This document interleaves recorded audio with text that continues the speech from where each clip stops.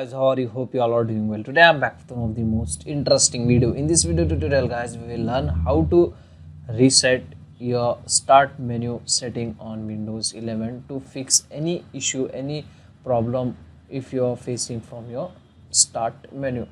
For this guys, you can follow this easy and simple method. So first you need to press Windows key button, and here you need to search Windows PowerShell.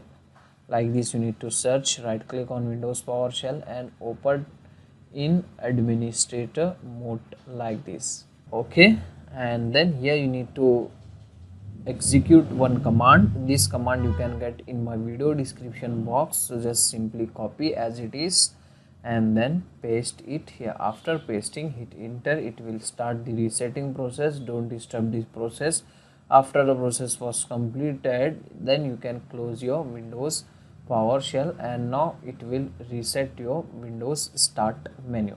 So this is the easy and very simple method to reset the Windows 11 start menu to fix the problem issues from the start menu. Hope you enjoy this video. If you enjoy, please guys like, share and subscribe to our channel. Thank you very much.